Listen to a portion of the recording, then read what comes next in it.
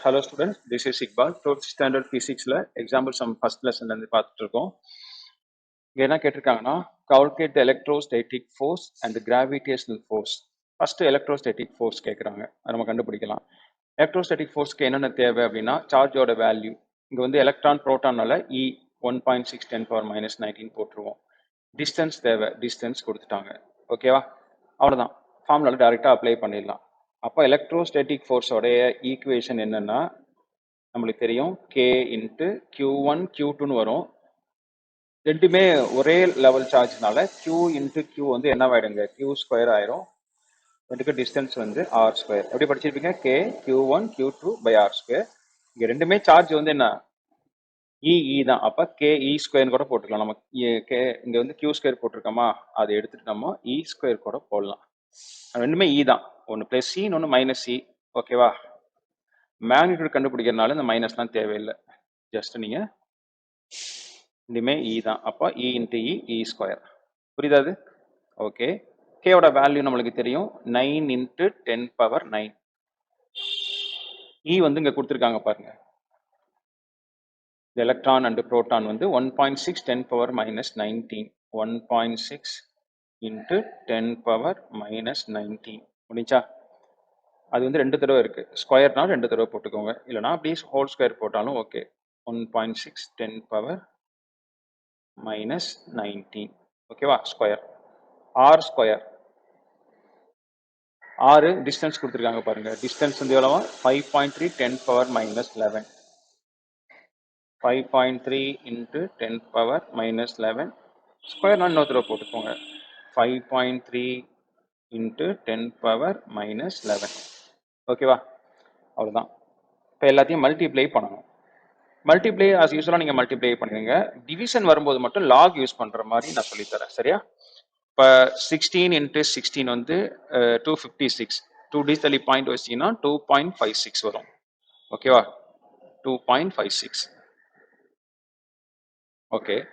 அதோட 9 மல்டிப்ளை பண்ணுங்க. இன்ட்டு 9. 23.04 வருதா? 23.04. அது அப்படியே வச்சுக்கோங்க. இந்த 10 பவர்லாம் 10லாம் அப்படி அப்புறம் லாஸ்ட்ல பார்த்துக்கலாம், ஒன்றுமே இல்லை. அப்புறம் இங்கே 5.3 இன்ட்டு 5.3 அதை மல்டிப்ளை பண்ணுங்க. 5.3 இன்ட்டு 5.3 எவ்வளோ வருது? 28.09 இன்ட்டு 10 பவர் என்னென்ன இருக்கு பாருங்க. மேலே வந்து மைனஸ் 19 மைனஸ் 19 மைனஸ் 38 மைனஸ் 38ல 9 போச்சுன்னா மைனஸ் 29. சரியா? ஓகே. கீழே மைனஸ் 11 மைனஸ் 11 வந்து மைனஸ் 22.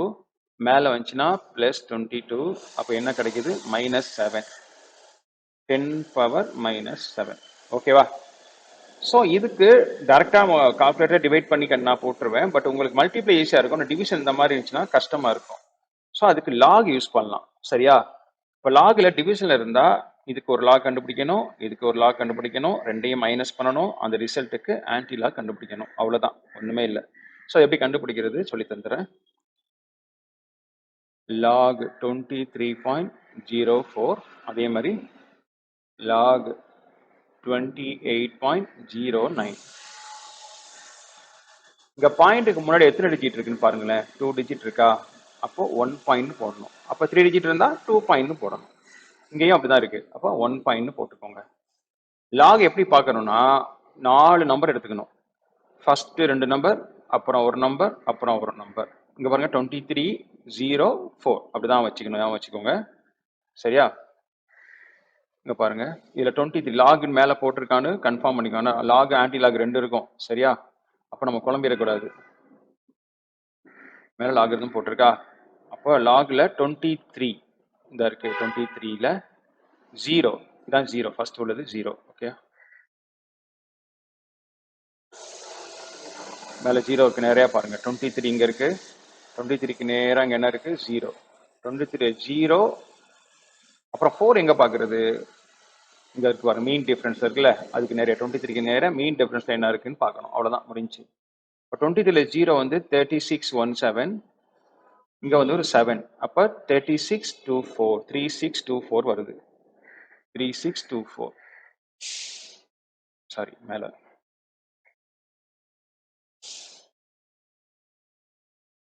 ஓகே, இங்க 28ல 09 பார்க்கணும்.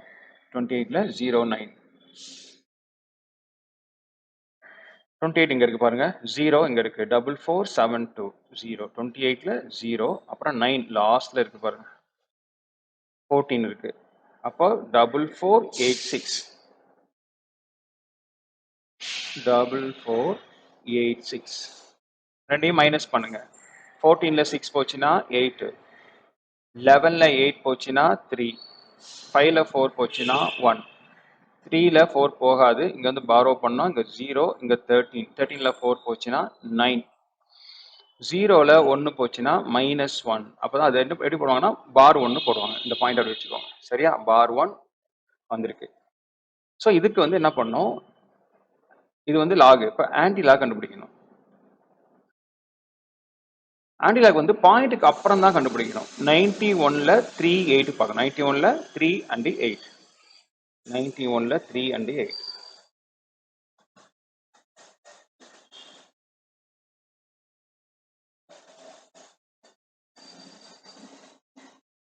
இதற்கு 91, அதுல 3, இது 0 1 2 3 என்ன வந்திருக்கு, 9605. மேல ஆன்டி லாக் போட்டிருக்கான்னு பாருங்க. இல்ல, நான் தப்பா பார்த்துட்டு இருக்கேன். லாகிரிதம்ஸ்ல போய் பார்த்துட்டு இருக்கேன். மேல பாருங்க, ஆன்டி லாகிரிதம் போட்டிருக்கோம், அதுல தான் போய் பார்க்கணும். 91ல 38. ஓகே, 91ல 3 0 1 2 3 இங்க இருக்கு. 8185 இருக்கா, 8185 8185. இது வந்து 9, இது 8 வந்து இங்க இருக்கு. 15 8185னா 15 போட்டீங்கன்னா 8200. சரியா, 8185 15 ஆட் பண்ணீங்கன்னா 5 + 5 10, பேலன்ஸ் 1 10, பேலன்ஸ் 1, அப்போ 82. அப்போ எனக்கு 8200 இருக்கு. 8200. ஓகே, இது வரைக்கும் அடிச்சிச்சா? ஓகே, இங்க பார் 1 இருக்கு, அப்படி இருக்கு. நல்லா கவனிங்க. இங்க சப்போஸ் 0 அப்படின்னு வந்துச்சுன்னா +1 ஆட் பண்ணணும். ஆட் பண்ணா from left to right originally point. 1 இருந்துச்சுன்னா அதோட +1 ஆட் பண்ணணும். சப்போஸ் இங்க வெறும் 1ன்னு இருந்துச்சுன்னா, இந்த மாதிரி 1 பார் இருந்துச்சுன்னா எப்பவுமே 0 பாயிண்ட்னு போட்டா போதும். இப்போ இதுக்கு என்ன ஆன்சர் வருது அப்படின்னா 0.82. இந்த 00 நம்மளுக்கு தேவையில்லை, இன்ட்டு 10⁻⁻7. ஓகேவா? ஸோ நம்ம சயின்டிஃபிக்கல் நோட்டேஷனில் எழுதணும்னா இந்த பாயிண்ட் என்ன பண்ணுவோம், ரைட் சைடில் கொண்டு வருவோம். ரைட் சைடில் கொண்டு வந்தீங்கன்னா இங்கே போடுறேன், 8.2ன்னு வந்துடும். பாயிண்ட் இந்த சைடு வருதா, ஒரு சைடு இந்த சைடு வந்தால் பவரில் -1 போடணும். அப்போ என்ன ஆயிரும், -7 -1 -8.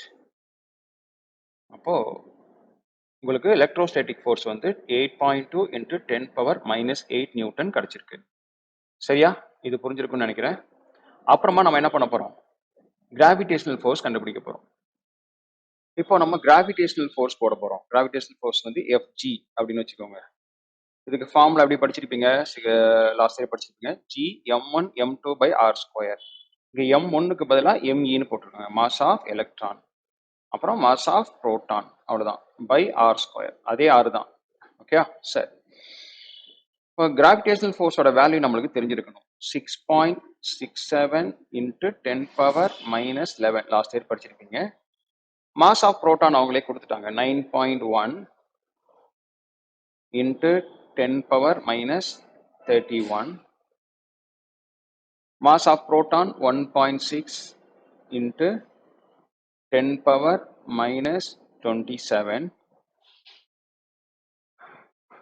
r² வந்து ஏற்கனவே போட்டது தான், 5.3 × 10⁻⁻11.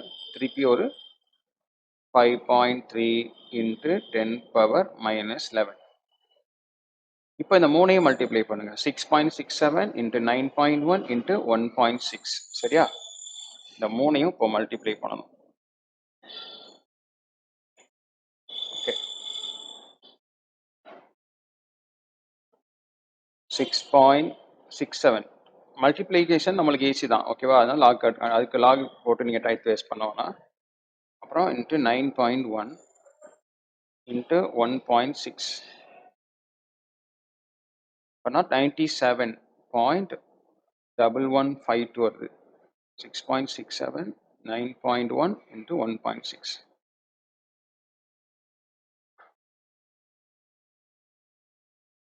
97.1152.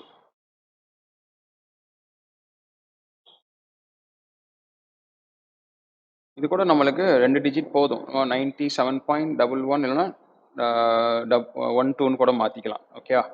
ஷார்ட் ஸ்டெப்பில் பார்த்துக்கலாம். கொடுங்க 4 ஸ்டெப் தான் நம்மளுக்கு வேணும். இங்கே 5.3 இன்ட்டு 5.3 வந்து 28.09 கிடச்சிச்சு. அதை அப்படியே எடுத்துக்கோங்க. 28.09. சரியா? இன்ட்டு பவர் இங்கே என்ன இருக்குது? -11 -42 -69. ஓகேவா? மேலே வந்து -69 இருக்குது. -11 வந்து -22. ஓகேவா? ஓகே 58 69. ஓகே +22 மேலே வந்தா அப்போ 69ல் 22 போச்சுன்னா எவ்வளோ வருது? மைனஸ் பெரிய நம்பர் வந்து இங்கே மைனஸில் இருக்குது. ஓகேவா? 47. சரியா? -47 வருது.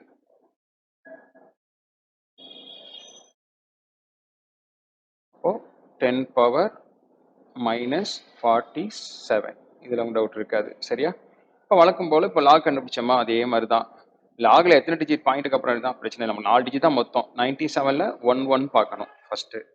ஸ்ட்ரைட்டாகவே போட்டுறேன். எத்தனை டிஜிட் இருக்கு? பாயிண்ட்டுக்கு முன்னாடி 2 டிஜிட் இருக்கா? அப்போ 1 பாயிண்ட். என்ன பண்ணும்? 97ல் 11 பார்க்கணும். லாகில் போய் பார்க்கணும். சரியா? இது ஆன்டி லாக் நம்மகிட்ட இருக்கிறது.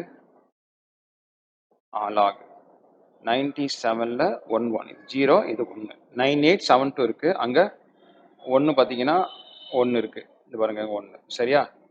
அப்போ 9873. 9873.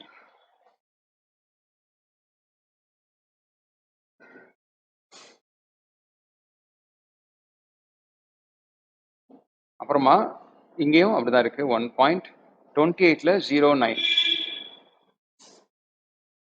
28ல் 09. 0 அங்கே இருக்கு. 4472 ஏற்கனவே பார்த்தது தான் அது. 4472 இருக்கு. 28ல் 0 9 வந்து 14. அப்போ 4486. 4486. அப்போ 13ல் 6 போச்சுன்னா 7. 16ல் 8 போச்சுன்னா 8. 7ல் 4 போச்சுன்னா 3. 9ல் 4 போச்சுன்னா 5. 1ல் 1 போச்சுன்னா 0. அப்போ 0.5387. சாரி, இது வந்து நம்ம ஆன்டிலா கண்டுபிடிக்கல. ஆன்டிலா கண்டுபிடிச்சி தான் நம்ம போட்டிருக்கணும். தப்பு பண்ணிட்டேன். சரியா? ஸோ இப்போ இதுக்கு ஆன்டிலாக் பார்க்கணும். 53ல் 87. ஆன்டிலாக் வந்து 53ல் 87 பார்க்கணும்.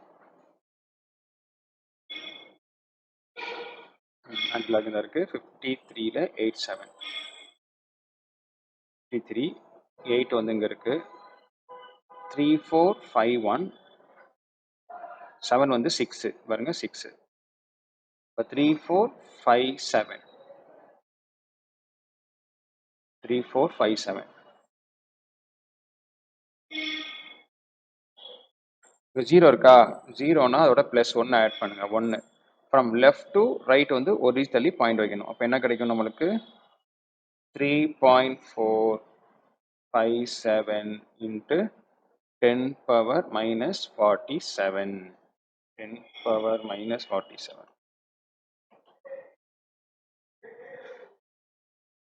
ஸோ இது நியூட்டன். இப்போ நம்மளுக்கு ரெண்டுமே கண்டுபிடிச்சாச்சு. எலக்ட்ரோஸ்டாட்டிக் ஃபோர்ஸ் வந்து 8.2 10 பவர் -8. கிராவிடேஷனல் ஃபோர்ஸ் வந்து 3.45 இன்ட்டு 10 பவர் -47 நியூட்டன். ஸோ இது வரைக்கும் ஓகே. கம்பேரிசன் கேட்டாங்கன்னா நீங்கள் என்ன 5 மார்க்ஸில் கேட்டாங்கன்னா கம்பேரிசன் கேட்பாங்க. அது நீங்கள் போட்டுற மாதிரி இருக்கும். சரியா?